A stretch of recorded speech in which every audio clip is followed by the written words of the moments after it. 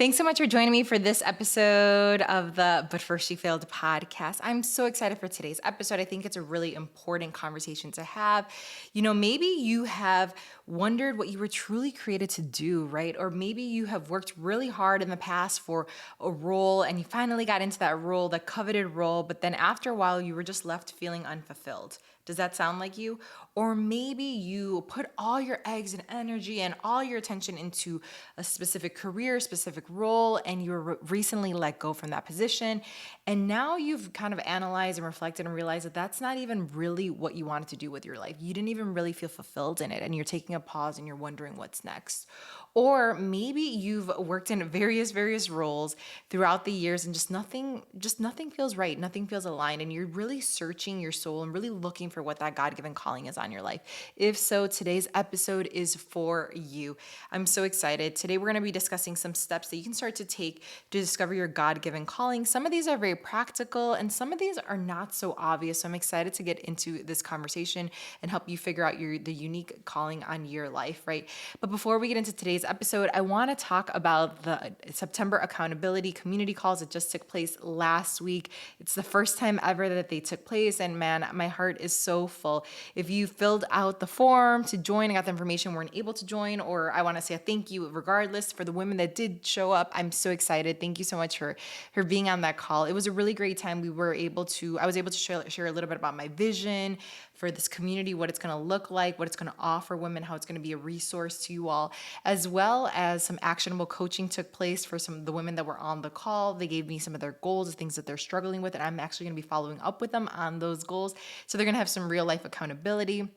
And if you were interested in joining the call, maybe you weren't able to, or you're just hearing about it now, and you're really interested in joining a community of like-minded women to just really help you get started on pursuing the God-given calling on your life, then don't worry. We're going to be doing another one of these free Zoom calls. It's a 1 hour free Zoom call. We're going to be doing another one in a few weeks.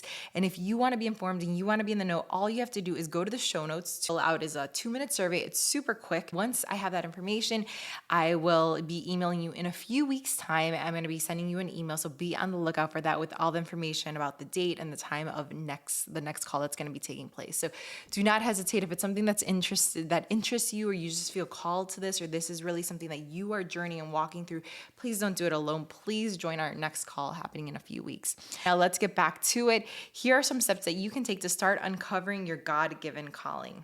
Before we get into the steps, I did want to do a quick reminder, quick overview of the difference between a career, a business, and a calling, right? A calling is something that's very unique to you. It's not even just about like what you do vocationally. It's a lot of the times it encompasses more, and it's created for you, and it's a unique thing that's it fits like a glove because it's your unique talents are used for it. I wrote down, it takes into account your special giftings, your talents, your passion, what breaks your heart, the problem that you really care about at your core, and you want to somehow troubleshoot and help people with it. It really is all these things woven together, and it's such a beautiful way that only fits you. So it's beautiful. It's something that you are going to be helping the people that you feel called to serve, even if you don't know who they are yet. That's a process, it's a journey, right? But it's really something that's going to have meaningful impact. And when you walk in purpose, doors are open for you, opportunities come left and right, and really the breakthrough happens there. So I'm really excited for you to really get to know what this is and start walking in it, right? Now let's go into it. The number one thing to do is pray about it. I know if you've been watching this little mini series, you may think like, oh my gosh, Paola always says this. Yes, I do, but you will not believe how many women I meet all the time that maybe they are really searching. I can tell that they're searching for it. They mention it, they allude to it. But when I ask them, they really have not prayed about it. They've never asked God, like, God, what is that thing that you want from me? What are you calling me to do with my life, right? And in my own experiences, a lot of times you can have a few of the pieces and know, like, I'm really good at this thing. I'm also good at this thing. I'm passionate about this thing. But when you need God is to connect the dots, right? Like that's where I struggled with personally, connecting the dots of between all the different things and what God was really calling me to do, right? Ephesians 2:10 says we were created for good works prepared in advance, meaning the good works that you're supposed to be doing in your life, the things that bring glory to God, but also like what you're supposed to be doing vocationally, the thing when you're walking in authority where you feel so full of purpose and life and the doors are going to open for you. It's going to be amazing. All those things, these were created for you in advance, right? The thing that's going to fulfill you, it was already created before you were even born, right? So God already has that created for you. So I think it's really important that I said this in the last week's episode, that we ask the manufacturer, right? That we ask the manufacturer, the person that created us, what are we created to do? I think that that is so important. So, if you haven't already spent some time praying, start asking God to show you the plans that He has for you, that He would make it clear to you, that He would make it so, so clear to you. If you've been doing this and you feel like it hasn't worked, then maybe it's time to step it up. I had to go through that myself, where I had to go into fasting. I had to seek God in a more diligent, deep way for this. And I encourage you, if this is something you've been dealing with for a while, for a few years, maybe a few months, however, but you're just tired. I don't know how long it's been, but if you are just tired and fatigued of asking God about this thing, then maybe it's time to go deeper, incorporate a fast where you're really seeking God on this specific topic, right? Make sure to be journaling. That also helps me really reflect. A lot of times I'll have worship music on, and then I'll be praying and I'll be reflecting. I really feel that God will give me vision, like ideas that I'll just write down where I don't know where they came from, because they just come out of nowhere. And I think that that's another great way to help you start getting clarity, right? Number 2 is identify your giftings. This one is so fun, right? You start exploring to see what comes to you naturally. Start asking yourself about these things, right? What comes to you naturally? What brings you joy? What makes you come alive? I remember years ago when I was going through this journey in a way, I remember I had always wanted to be a news reporter. I used to work in national news, like I say all the time.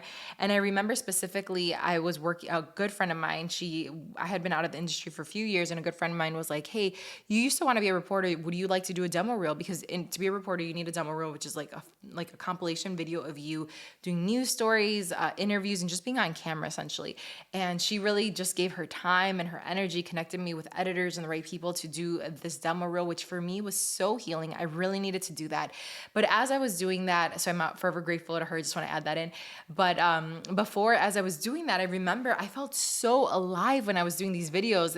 As I was doing these stand-ups and all these different things, I realized, my gosh, this is so fun. I can't believe people get paid to do this. I can't believe I got paid to be a producer, but I wasn't necessarily a reporter. But my gosh, it just felt like a dream come true. And all that to say is that I wasn't passionate about the stories that I was covering back then. I loved being on camera, though. Something made me come alive when I was on camera, right? So that was a clue there. Now I've realized that the community that I want to serve and different things are more in order. And so when it combines, it's like you not only are doing things that makes you feel that you come alive in, but also that you're helping the people that you want to serve, talking about the topics that you think are truly important, but using your gifting in a way that glorifies God, right? So that is, something that's really, I think, a different way or unique way to start thinking about, like, what are the things that make you feel that you come alive? Like, what are the things that excite you that you're like, oh my gosh, I can't believe I would get paid to do that, right? I just think it's so great. This is where you can also take personality tests, like the Myers-Briggs is a really popular one. Gallup, Strengths Finder, this is a great one. Actually, I have a mentor and close friend who recently became a certified expert in Gallup testing, and it's really, really cool because what she does is you can take this test, and then she'll say give her your answers, and she'll basically coach you through it and show you, this is where you have a lot of strength in. For example, one of mine was basically community building. I forget the exact term, but it was essentially creating community and fostering that camaraderie and all those things. And I remember when I had my call with her, she was just so encouraging, and she was able to help me connect the dots in that moment, right? So this is kind of fun because you can do these kind of things. And as a side note, if you are interested in doing any one of these testings, this is actually something that I'm thinking about including in the community that I am creating in the accountability community calls. So if you're interested in something like this, let me know. I'd love to hear from you. DM me on Instagram on the But First She Failed Instagram page. Shoot me a message. Say, hey, I heard the episode. I'm really interested in personality tests or testing, or exactly share with me what you need help with, and I will find a solution for you. And so things like this, like the Gallup testing thing, I think are so great because you really get to know kind of what are you good at naturally, where do you fall within the corporate structure, but also where do you fall within entrepreneurship, right? What could you create, right? Also a good place to start is asking God to show you what you're not so good at. This is something that I had a lot of freedom in about 10 years ago. I remember when I worked in news, I was really insecure. When I worked in national news as a producer, I was really insecure. And I remember whatever project came up, no matter what it was, I felt like I had to be good at it, right? I felt like I had to be good at all things, even though I wasn't trained in all things, which in retrospect is very crazy to think that. But I remember specifically there was a moment when I was designing these little business cards for the little blog that I think I mentioned in last week's episode.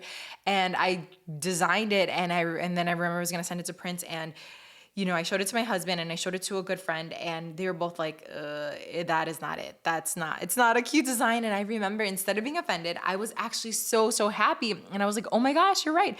I am not a designer. I'm not a designer. I'm not meant to be a designer. For me, it was like therapeutic. It was like freeing. It was the first time in my life where I was like, I'm not meant to do that, and I'm okay with that. That's not my gifting. I'm not naturally good at it. I'm okay with that, right? And so I think you can start there. Ask yourself, like, ask God to show you, what are the things you're not good at? What are the things you can let go of? Like, I'm not meant to be a designer. I'm a very crappy designer, but I'm 100% okay with that because that's not my gifting. I don't enjoy it. I don't like it. I don't want to be a designer.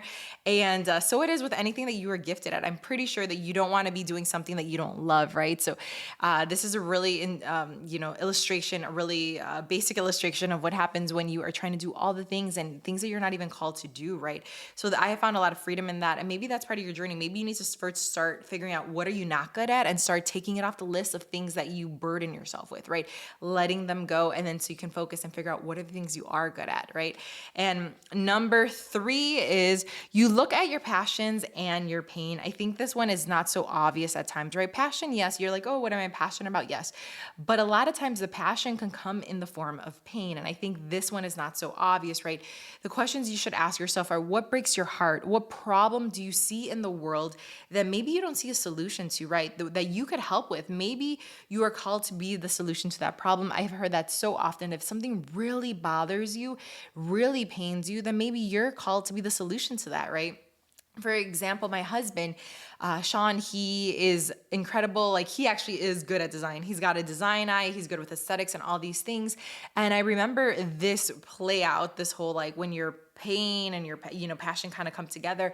I remember it playing out years ago because when we actually yesterday, our church celebrated 10-year anniversary. Shout out to VU Church in Miami.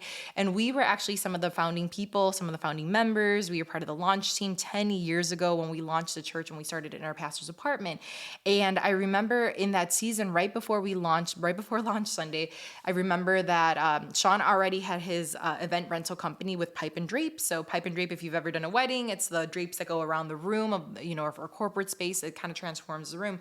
And he already had a lot of years of event production experience because of the business that he had, which was events, Pipe and Drape setups, and event rentals, right? Like, if you were having an event, you could hire his company to come do the setup and break it down for your event. So he already had a lot of experience in this, and he had done big events. And so he knew a lot about this production world and fabrics and Pipe and Drape and all that. So when we were going to launch our church, he was naturally the go-to person for all things Pipe and Drape. Separately, one of the other pastors came up to my husband and was like, hey, I have this problem. Like, we want to cover these chairs up front because we want everyone to sit in this section. We want it to be for a more intimate gathering. We want to kind of like direct the flow of traffic, if you will. And I remember that my husband was like, yeah, I can create something custom for you. He created seat covers that were custom for our church. And then other pastors would come visit and they would say, oh my gosh, how cool, what is this? And then it just kind of turned into an organic business that was birthed out of this thing. So that is where a problem, and then my husband started seeing that basically there was another problem that needed to be filled, where he has a design for aesthetics, a design eye for design, and he's able to transform spaces and see what's needed to transform a space, where a lot of pastors don't have that talent. A lot of people are not gifted in that. I, for one, am not gifted in seeing a space and being able to transform it. But my husband had this unique talent and skill set from his years of experience in event production and Pipe and Drape. And then when that met the problem of pastors when they are loading into renting a school, a middle school or a high school, and transforming into the space into a church, which you want the space to feel warm and welcoming. A good solution would be these portable fabric walls that my husband could create easily and make them. And then he started realizing, my gosh, there is a need for this. There is a need for pastors don't know how to transform their portable churches and make them aesthetically pleasing.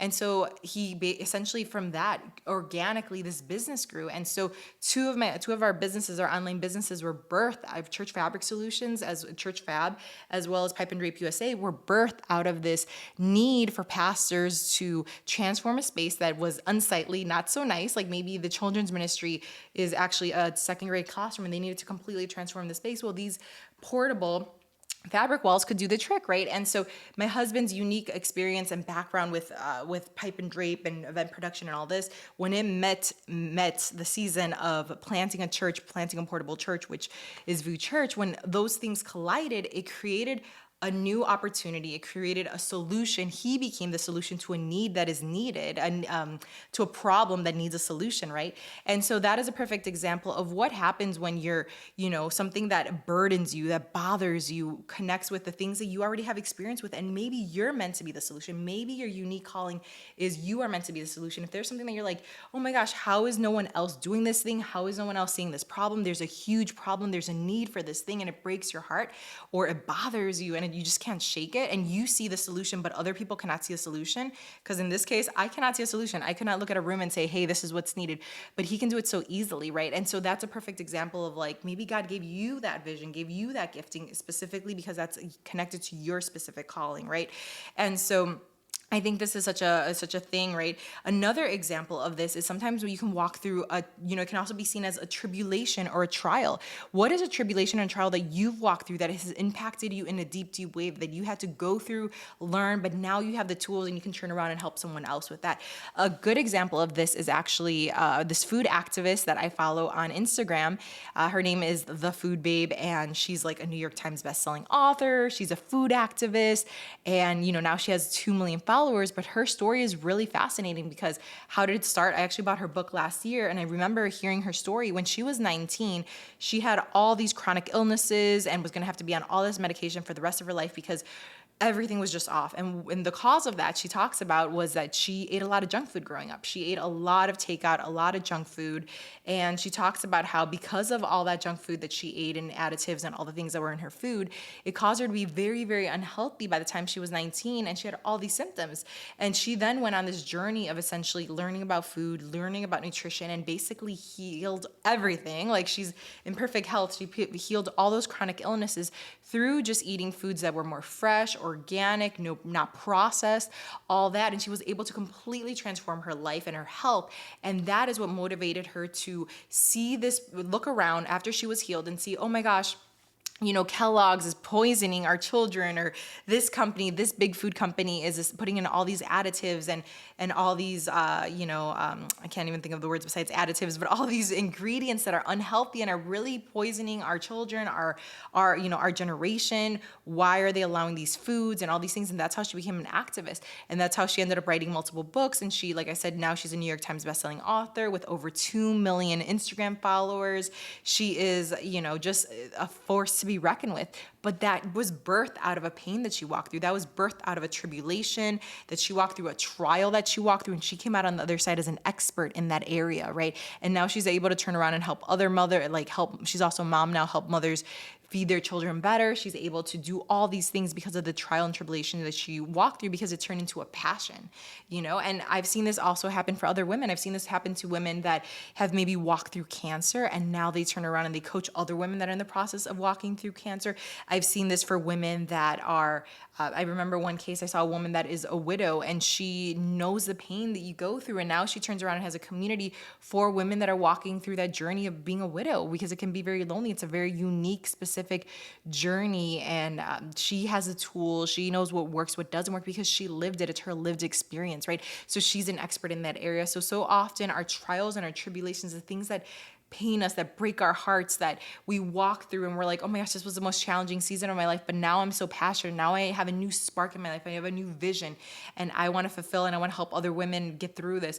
So often that is the very thing that you are called to do. And it's amazing how God can even use the toughest of times, the biggest of tribulations, to help you get to your calling. So that is another way, right? And oftentimes these things turn into a passion, where now you're passionate about this thing. You're passionate. Maybe you want to work in politics because you see a problem that's going on right now, or, you've seen problems and you want to address those problems, and you're very passionate about that. And, that's the way that you're going to do it. And so often, a lot of times our pain and our tribulations, things we walk through, lead to our passion. They lead to our unique calling, our God-given calling, where we are going to excel and thrive in.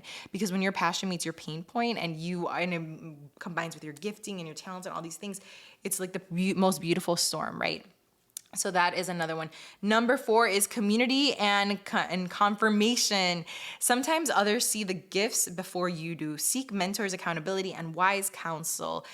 I think so often the things that naturally come to us, we can dismiss them for being normal or regular or average, and other people can see them as really like, no, this is a huge gifting on your life. I remember a few months ago, I connected with a sorority sister of mine, and I remember it was a really great conversation. She's walking through a difficult season, but she has this idea that she wants to create possibly a podcast or some sort of communication around it. And I remember it was so cool because, I gave her kind of my thoughts, she gave me her thoughts, and it was I loved it. We had such a great conversation. It was like a 2-hour conversation. It was so good. But one of the things that I really walked away with was she was like, man, you are so talented, Ed. I just gave you a raw idea and you are able to create a whole podcast from it. You are able to tell me what the topic is, like the pillars, how I would approach the topic, how I could make it different. Like you basically like put together, I had a raw idea and you basically created a podcast around a raw idea. How did you do that? And I remember I was like, oh, I just, did it. But then she's like, no, that's a gifting. Not everyone can do that. That is very unique to you. And it was such a blessing to hear that because really affirmed that in me. And so often, like I said, we can have natural abilities and we just think they're normal. And then someone else is like, no, this is not normal, right? I have friends that are amazing at creating structure and systems. I'm not great at that. I'm not the most organized person by any means in any way. And when I see someone that's super organized and great with systems and like really on top of it, I'm like, oh my gosh, how do you do that? How does your brain work, right? To me, it's so incredible. And I just think that that's so cool, right? I remember another thing was that I was affirmed with years ago. This is why community is also important, right? So the counsel that I got from my friend that one time was incredible because she was able to see something in me that I could not see in myself. Another reason why community is so important, and hint why I think it's really important that if you're getting anything from these episodes and you want to go deeper in it, I think it's really important that you get in community. Fight to get on that call, like put in your information below, go to the show notes and fill out that survey. And then when I send you the email, RSVP and be on that call because I think it's so important to have community. I remember I've done both. I've done community and I've done lack of community. And I know in the seasons when I don't have community, it's so difficult. I ruminate in my mind. I have ideas. They don't really go anywhere. I just think about it. And then I end up getting frustrated and flustered and discouraged and everything slows down and it's really not helpful to the mission that I feel like I have. And I remember that 3 years ago, I was in this community for women podcasters. It was like a mastermind program, and I met so many great friends. And one of the friends, I remember she has a thriving community in Canada, and online community and in-person community. And I remember she told me, man, you are so good at this. You're so great at coaching. You're so great at community building. You give such great insight. I could see you having a great community one day. And like she affirmed these things and she spoke them 3 years ago. And for the last 3 years, I didn't really see them so much until recently, and I found an email from her and I was like, oh my gosh, you're right. Like it just affirmed me, right? So often, like she saw that in me 3 years ago. You know what I mean? Like, what if I would have been more focused on what she said and really focused, and maybe I would have been plugged into another community that would have helped me get that goal off the ground. And that's why, and how would things be different, right? And so I think it's so important that you look for wise counsel, seek mentors, accountability, get into community, because it's so often that other people can see the giftings on your life. That's why it's important. Like, if you don't know what you're good at right now, you're listening to this episode and you're like, this sounds great, but I have no idea, then I would advise the most basic thing, the easiest thing you could do is find 2 or 3 people in your life, the people that you are closest to, that you trust, you really trust what they say, they know you really well, and just ask them, hey, what do you think I'm good at? What do you think my giftings are? What do you think what do you think I'm naturally great at that maybe other people aren't good at, right? Or that doesn't come natural to you, right? I think if you do that, at least you'll get some sort of insight. You'll get some sort of information as to like what you're good at, especially if you have no idea. I think this is a great place to start. Just as like step A of the process is asking other people that you trust, that you would trade places with. Again, let me remind you, you don't want to ask someone that is maybe not in a season of life where you're like, if this is a career thing, you don't want to ask someone that is in a really crappy career and they just feel like you just got to put in your 50, your 40 years in your career and then you can retire and that's it. That's not the person you want to ask about this. You want to ask someone that is thriving, that you see them, that you would trade places with and you would receive this counsel from them. So remember, ask for, community and confirmation are so important. And number 5 is take action. Don't wait for perfection. Calling unfolds as you walk in obedience, not as you wait for the perfect plan. This is something I'm doing recently. I'm trying to figure things out as I go. So I am your biggest experiment. You can watch me go. You can watch me go through this, but 100%, as you start taking steps, things become clear to you. But if you never take the step, you do it uncertain, right? You take the step and you're uncertain. You're uncertain of the outcome. You're uncertain of what the next step looks like. But as you walk with, obedience and have faith, you're going to see that things are going to start becoming more clear. Like you're going to be a lot more clear next week if you take a few steps this week and the following week and so forth, right? So it's not about having the perfect plan. It is just about being obedient and walking in that and taking action. And don't if you want to join the call next month, don't be like, oh, I'll sign up in a week and then never sign up and then you get frustrated. Sign up right now. Take action. The important thing is you take action and you continue taking quick action, right? Because I can attest that if you don't take quick action, a lot of times you can get frustrated, you can get discouraged, and then you can completely fall off. I've done it in the past. I get it. Life happens. There's a lot of stuff coming at us every single day with life. So take action as quickly as you can and don't wait for the perfect plan. Well, there you have it. Those are 5 ways and 5 steps that you can take to start uncovering and discovering your God-given calling. I hope this was helpful, and I hope to see you next time.